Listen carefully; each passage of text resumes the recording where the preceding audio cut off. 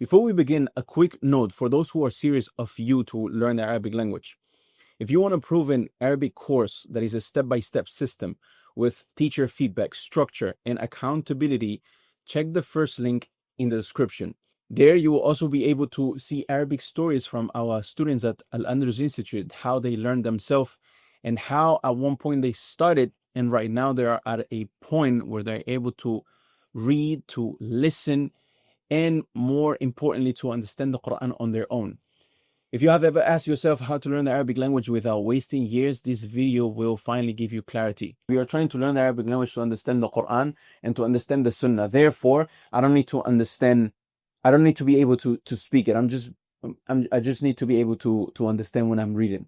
And this is from amongst the biggest nonsensical things that you can say. Because even Allah Azza wa Jal says in the Quran about the Arabic language, lisanun Arabi. So the reason why we call lisan as in tongue, that's the default meaning of lisan Arabi, and even language. If you go back to the root in the Latin and where it comes from lingua, which means tongue. And so, as Ibn Khaldun, he says, language is something that is a trait in your tongue. It's something that comes out of your tongue. So it needs to be a firmly rooted trait in your tongue. You need to be able to speak it before anything. وَعَلَّمَ آدَمَ الْأَسْمَاءَ كُلَّهَا. And Allah Azza wa Jal taught Adam all of the words. If you go to Tafsir ibn Kathir, Ibn Abbas, he was asked, did Allah Azza wa Jal taught Adam the words like was-sahfa, which are, names to describe a pot, something you put food in it, like a plate. And then Ibn Abbas, he said, yes, hatta al-fuswa wal-fasiyya, which is passing wind, to emphasize on how much and how detailed did Allah Azza wa Jal gave Adam from the vocabulary that for someone, and this brings me to the myth of many students of knowledge. What they say is, why do I want to learn this book? Like, they might talk about Al-Arabi ibn Adik, they might talk about other books. They say, why am I learning this book? Why am I learning to say tomatoes? Why am I learning to say clouds? Why am I learning to say trees? Why am I learning when I want to understand the Quran and the Sunnah? And this is one of the biggest problems of, I know it all type of students, because, I know a few fatawiyat and I have memorized a few ahadith and I've memorized a couple of juz from the Quran, so I know what I need. So imagine somebody who wants to lose weight. He goes to a coach and he says, why do I have to track my food? Why do I have to weight my food? All I want to do is eat healthy. So I'm just going to eat salad. So is you going to the expert and telling him, no, I know what I need, even though you don't even have experience in it. So here, Ibn Khaldun, he says that al-lugha is knowing afrad al-kalima, knowing vocabulary, afrad al-kalim, wa kayfiyat awda'iha, and how to put them together to make sense of it. And this is so powerful because Ibn Khaldun is telling you something people ignore. Language is a malaka.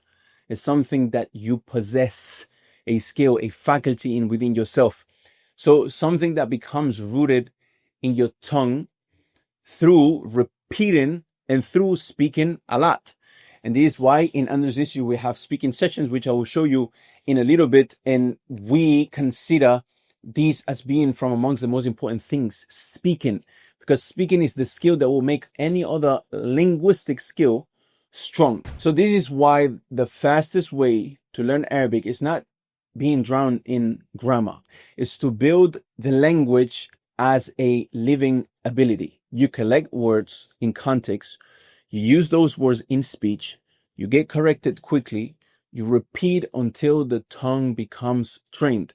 And then grammar comes in at the right time, like a tool. It redefines you, it makes you accurate, it makes you understand deeper, but it's not the foundation for fluency. Vocabulary and usage are the foundation when it comes to learning the Arabic language.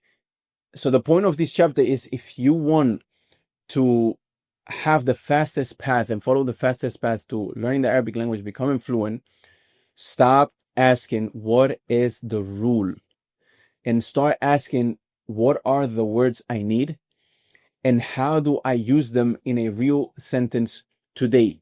Because the one who learns the Arabic language in the beginning, like a grammar class, and every time he's been told something, he tries to understand why he's being told like this, when even the person that's using it is not even thinking of why is it being used like that with those rules. Why did he say ضربا وليس ضربي وليس ضرب or ضرب or ضربا or ضرب? It will burn you out very early. But the one who learns Arabic, like it is a skill, a malaka, something that is a trait and a living language. You speak it first, he will progress faster. He will stay motivated, and most important, he will reach the point where grammar actually benefits him instead of suffocating him and draining his mental strength trying to understand why this is being said like this.